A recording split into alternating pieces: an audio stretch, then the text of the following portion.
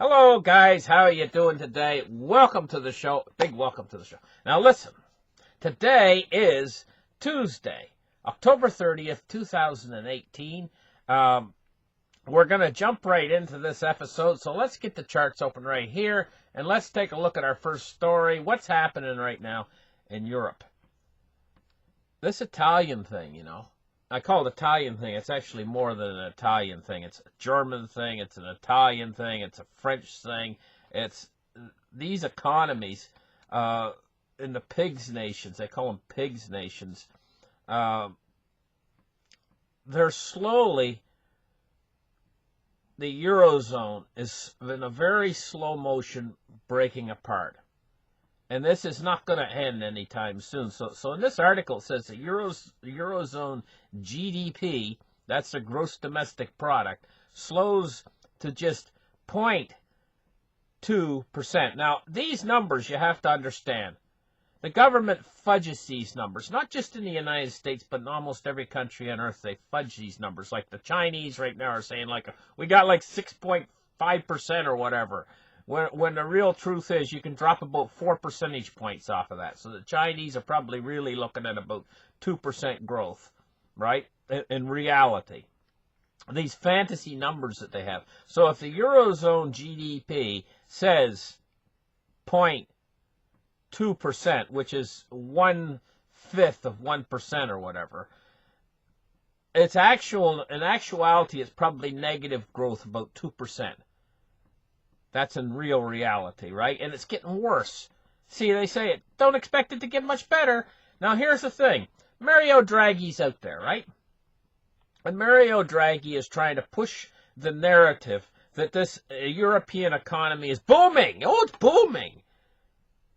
It's not booming in places like Italy. Believe me, this is why the people of Italy, they want desperately to get the government in there and get the government to give them all these social programs and stuff that cost a fortune, right? And so they've put this budget proposal with all of the Italian government now, the new Italian government, with all of these things that people want, and the people are on their side, of course, because the people want the goodies, let's face it, right? And the European Commission and the European Central Bank's withholding the goodies, and they said, no, you're not getting it. Austerity, more austerity, right? No goodies for you. No soup for you. Anyway, so Europe, they're fighting now over this. And the Italian GDP and everything is slowing down, and they can't put on the brakes. I'm going to tell you why. Mario Draghi wants to be able to do what America's doing.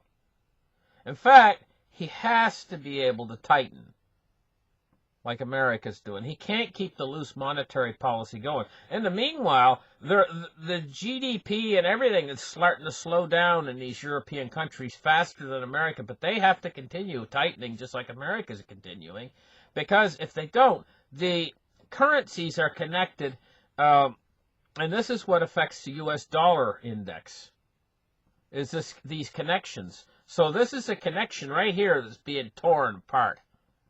Because if Mario Draghi has to continue on with stimulus, and the American Central Bank continues to tighten, of course the dollar is going to strengthen over the euro.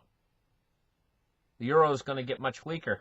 And this all has to move in coordinated, the central banks. And this is a faltering of that coordination. Europe has fallen first. This will strengthen the dollar too fast, too quick. The whole system is coming unglued. It's honest to gosh, it's coming unglued. It says a growth of 0.4% in the second quarter may have felt like a disappointment at the time. Now this is going back, but now it's fell to 0.2%, half.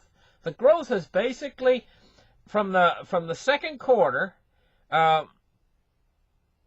till now, the growth has fell in half in Europe, in the Eurozone. That's according to their own numbers, their own fudged numbers. Listen, I got to get on with the program now, and let's take a look at Bitcoin and Bitstamp. What's Bitcoin doing today? Bitcoin's been having a hard time lately. But I'm going to tell you, it's going to pull out of these doldrums because the HODL movement, hold on for dear life, is honest to God. There's so many people out there, myself included, we're holding on for dear life. We don't care how low this goes. We're going to buy more. And I was reading an article this morning that says just that. That's what's going on right now. You've got bears out there wanting to push this thing down, and you've got a whole slew of HODLers out there, and that's what it's coming up against right now at $6,200. In fact, the floor is around 6,000. It's coming up against an army of HODLers. That's what it's coming up against, and that's why it's not. You're not seeing any precipitous falls in the price, you know. So it's stuck there right now at 62.62. It almost reminds me, you ever seen a tug of war? Say you've got these army recruits, right? And you got a whole bunch of young guys. One guy's on one side of the rope, one guy's on the other side of the rope, a whole bunch of young guys, and they're pulling like hell, but the rope ain't going nowhere. They're all pulling. Well, that's what the tug of war that's going on in this market right now with cryptocurrency. You got two sides, two forces against each other, and what they've done is they've worked it out to 62.62. Okay, how long will it stay there? I don't know, but there's a tug of war going on. Now let's take a look at cryptocurrency market capitalizations this morning. $203 billion industry with 54% Bitcoin dominance, and what we're seeing is that precipitous fall that we had, and then all of a sudden, put the brakes on, and now it's going along level again. It's leveled out again. And so we see some fantastic prices on these coins. Litecoin in particular takes my eye. It's under $50. Oh my gosh, that's just beautiful when you can get Litecoin under $50 again. I like that. I really like that. Let me see, is there any other real good bargains on coins that have fell off for no good reason? I like it when they do that. Ethereum Classic. Oh man, that's looking really good right now. $8.98 for Ethereum Classic.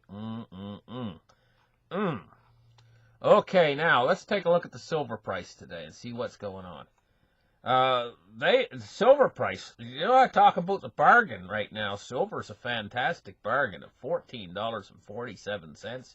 She's up 5 cents on the day. She was really smashed, and she's starting to try to recover from being smashed. She's bouncing back. She's bouncing back. Let's take a look at gold today. See what gold's doing. Gold is $1,225.50, and it's down $3.10. Silver's up, gold's down, but that's kind of strange. But gold says down $3.10, but on the chart it looks like it's starting to rebound just like silver. Looks like it's on its way back up, so I don't think it's going to be in the red for very much longer. It's going to move into the green. Let's take a look at the Dow Jones Industrial Average today. She's up 75 points, 24,518. We're looking at the one-year chart right here. We see the big fall here in January, around January, and then the bouncy recovery with an awful lot of volatility. And then we see a rise back up and then another fall. And so really the stock market really hasn't went anywhere this year. It's just went sideways. It's just basically going sideways. And it's waiting for something. It's basically the stock market is ready to roll over. It's waiting. Now let's take a look at Sweet Light crude oil. $65.70. It's down $1.34. I'm going to tell you what. This is the biggest mover and shaker in the markets today, is Sweet Light crude. That's a lot down. It's down 2% on the day, $65.70. This has a really big effect on the dollar. If crude goes too low, it strengthens the U.S. dollar, because that's why they call it the petrodollar. It's how much crude can you buy with a U.S. dollar. And right now, you can buy more crude right now than you could last week when it was over $70. Now it's $65. You can buy more crude. That means your dollar's worth more, has more buying power. Let's take a look at bonds and rates today. We're looking at the bond yields creeping back up. It's exactly what I said they would do. And I think that they're going to continue to creep up the same pace that they're doing, like right today, like take the U.S. 10-year, for instance. It's up 0.02%. That's what, a quarter of a basis point. Well, in 4 days, it makes a whole basis point, you know? And here's the thing. You get this thing moving up like at this rate, and what it'll continue to heat up. It's almost like the oven when you turn it up and it's slowly heating back up again. That's what the U.S. 10-year is doing. It's heading back up to 3.25. But last time it went up and just touched 3.25 and backed away. This time it's not. This time it's going to flood right on through to 3.25 and start to head up towards 3.5. That's what it's going to do this time. And when it gets up there, that's when we're in the danger zone for the stock market. Not yet. You got to wait until these U.S. bond rates, these bond yields, get up high. The higher they get, the more danger for the stock market. And the stock market is gonna this volatility is gonna creep away as these yields slowly rise again. The volatility in the stock market is it's gonna start settling down. In other words, the stock market. That little storm we just had in the stock market is going to start to settle down for a month or two. You know, and people are going to forget about it and stuff. Well, they're not going to be watching these yields slowly creeping up. The next storm in the stock market is going to make this one seem like nothing.